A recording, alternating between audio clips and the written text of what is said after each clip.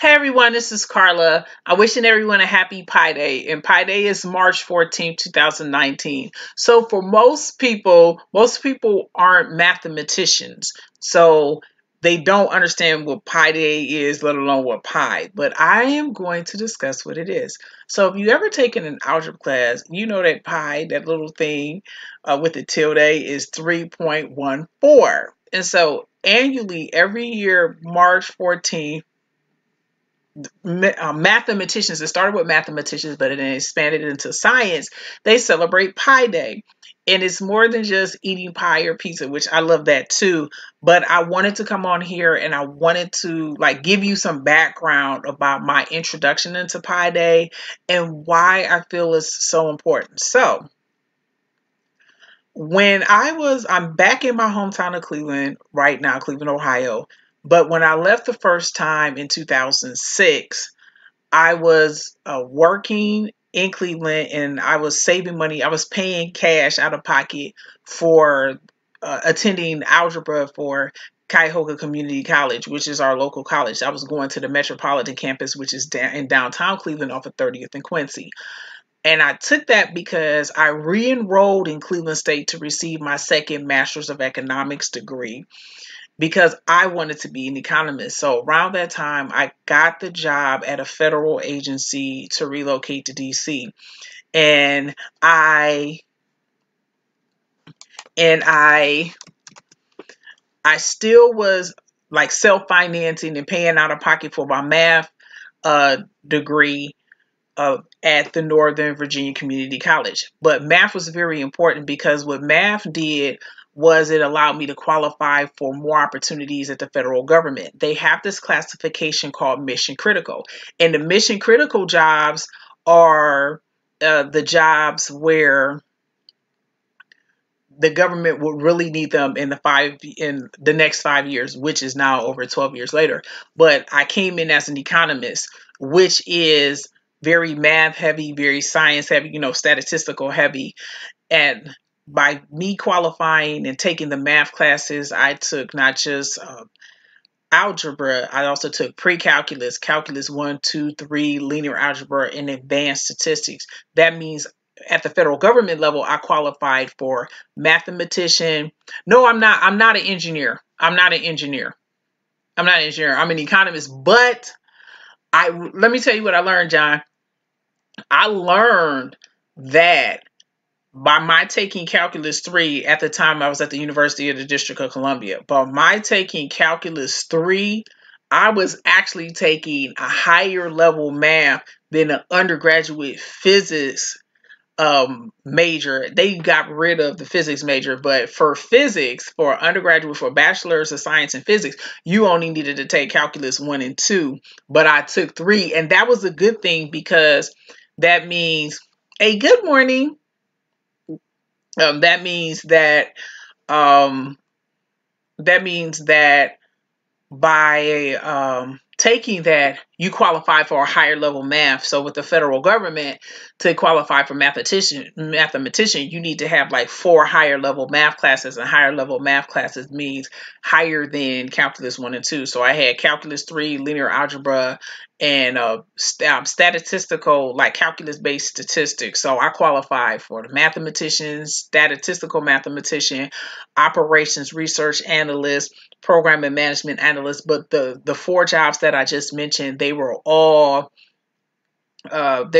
mission critical. So if you go to the federal government, they have like that. Yes, yeah, that calculus like second order, and then also vector calc where you can do double integral, triple integral, and you're doing moments, and you're also doing error analysis, exponential growth, exponential decay.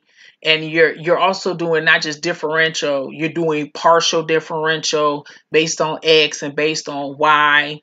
It is, but it's really helpful in doing that because it just opened me up to a lot of more opportunities, and also like thought process, like how you would think. So one of the things that taking the math classes really helped me with is proofing. So when you proof, you have to prove and use the theorems to prove and get back to the original. You have to prove why something is. So it's very deductive. And so when it comes to problem solving, and it can be outside of mathematics, like, assessing a problem, solving it, getting to the root cause analysis of what's happening. That's what mathematics really helps. And as it pertains to, pi and Pi Day, it was original, like only mathematicians would celebrate it.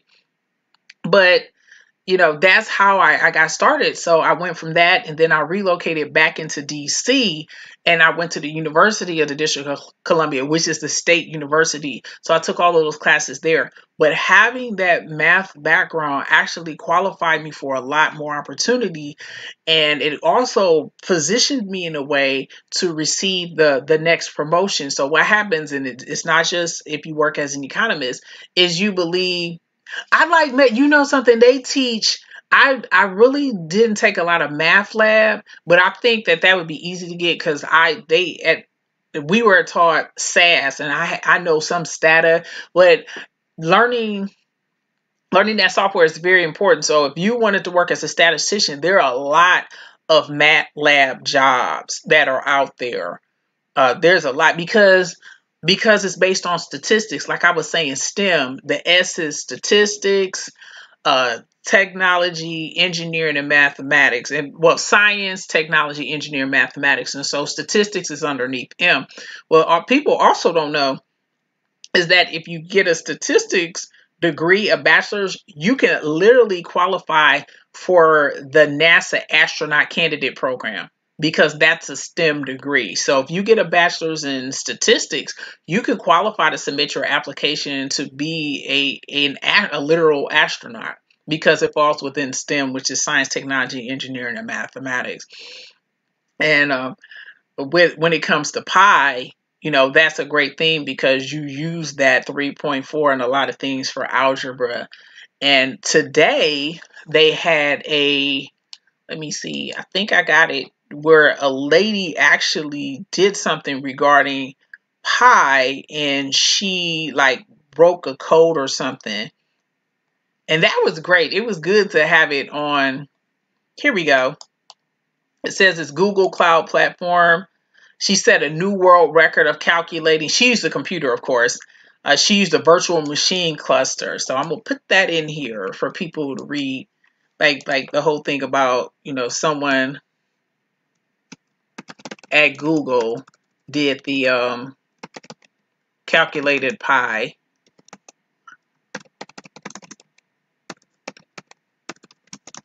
Virtual machine, which VM is a virtual machine to calculate pi on Pi Day. One electronics engineering, so you would qualify for like the astronaut. So yeah, you would qualify at that. But yeah, electronics, do like thermodynamics and all that. That would be perfect for pi, because you have to use a lot of math for that. And just from a statistical perspective, there's a very big difference in the confidence level of, say, 99%, which is engineering, mathematics, something like you build a building, you have to be 1%. Hey, Latasha, you have to be 1% correct. So you have to be 99% all the way to the third standard deviation. Where if it's something else, you just have to be like two standard deviations, or 95%, or even if it's a confidence interval of 10, which is 90%, that's easy. But when you're dealing with something like electronics engineer, no, you have to be 99%. You only have to be 1% off, because it's so major. Hey, Latasha, I'm actually doing this on Lula TV. So I'm live streaming on YouTube, Periscope, and Instagram Live. But thanks for watching my replay. It's just today is March the 14th, and we call it Pi Day for mathematicians. And I was just talking about like the background of me, my getting into, it is. Wow, yeah, the bone cards. Yeah, the sensors. Yeah, the sensors are very big. Yeah, that's great. That's great to work with sensors. Like everything, metal detectors, sensors. Yeah, sensors are very big. And with sensors, John, we only like scratch the surface because I know that there's a lot more things that you can do with sensors, especially when you're dealing with like Alexa and how they want to do the robots and do the Internet of Things. And when you're starting to do the Internet of Things and you're starting to integrate into like incorporate, make the internet go through everything, those sensors, that's how they're building those robots based on sensors in like proximity and making sure that they don't overstep their bounds and they do their thing. So yeah, working in sensors is great. It's great. That's what that, but that requires a lot of math too, a lot of math and science and measurement. But yeah, I mean, I wanted to come on here and just talk about Pi Day, my math background, and how it's been.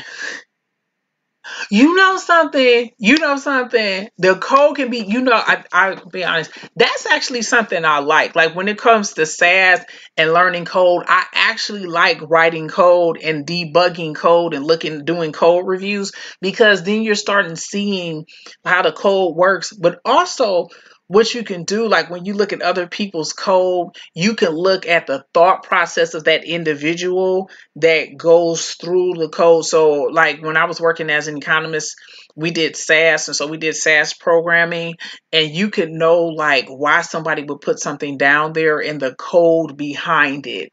Like it's just the thought process of, okay, well, why would you use this command?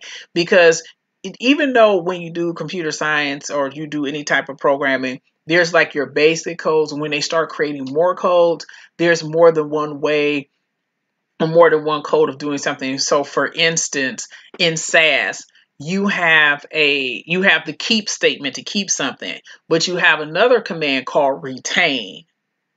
Where retain and keep are similar, but it's a thought process of why one SAS programmer would use keep or versus retain. But actually I like computer. I've done computers.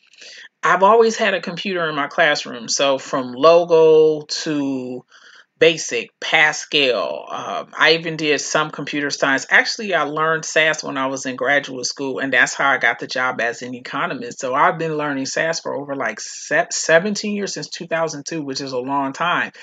But just the code, writing the code and programming, I like that because it's another language. And so since I like languages, I like learning like different languages and more about cultural things. I view uh, SAS code as another form of a language to learn. Also, what I will say is like when you're doing the machine language and the network analysis, that's the same thing. Like if you understand the programming language and you understand how things interact. I don't do C++ or Java, but I do feel I have enough of a background that if I were to take a couple classes, I would have some familiarity of it. This year, I do see myself learning a lot more languages. I'm going to learn. I do want to learn, I want to increase my knowledge of SQL. I probably want to do MATLAB too because I'm very big in statistics, but I do want to also learn like Python. I want to know how to do Python. I feel that I can do that. Just learn Python. And it's March, so by the end of the year, it'll be like 9.5 months. I will like learn Python.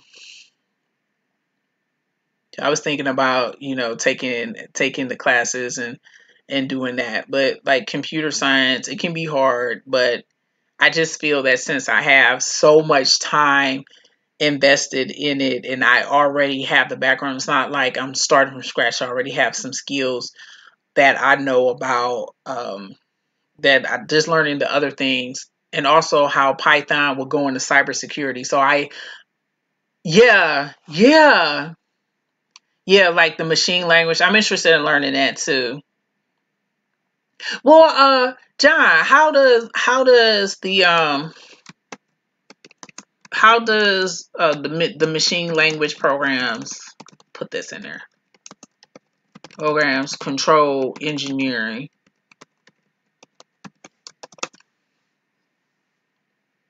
So I do want to know, like, yeah, how does it control it?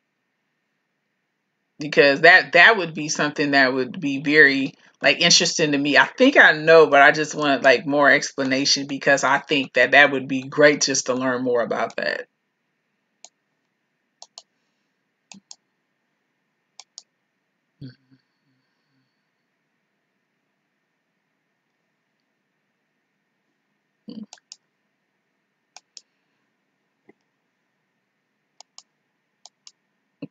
Because I thought that that would be like so cool to learn more about machine learning.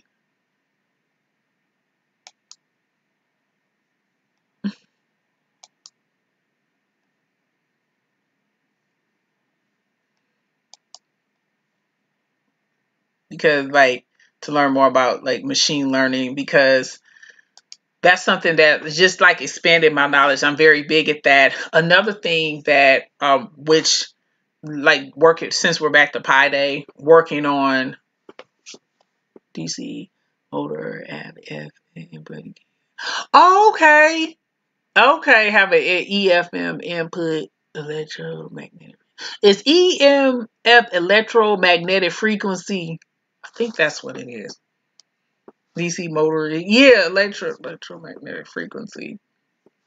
Because just like my ability of math expanded into something that I'm interested in, like which is the mixed reality, which is augmented reality, virtual reality, and that is something that even though it's in its nascent beginning stages, it's something that is going to grow. And I take like my math and my science really helped me put me on the cusp when it comes to project management. So I am a project management professional and I received my certified Scrum, which is Agile, and that Agile originates in the information technology, the computer sector. And when we I learned, like I had someone who was advising me, telling me that all I needed was a PMP, but I saw that people were going more towards agile project management and technology, which helped me um, um, get the certified Scrum, and I qualified for 3 times as many positions. In my most recent position, I'm back in my hometown of Cleveland. I got it because I was certified Scrum. Yeah, oh, Motor Force. Okay, it's big topic. Yeah, like the robot, like I was talking about robotic work, like since you deal with sensors and yeah, but like just the ability of celebrating like math and what pi is about. That's like why I celebrate that, and also how it helped me with math and opportunities. Because, as I mentioned before, math is another language. So when you understand that, the same with computer coding, it just makes it great. But yeah, I'm glad, John, that you were on my live. I greatly appreciate it. So I'll be back probably either later today, but I would like to thank everyone who came on my live for why, I love Pi Day, which is March 14th, and thank everyone for participating in chat. I'll see you whether or not you're watching on Periscope, YouTube Live, or Instagram Live.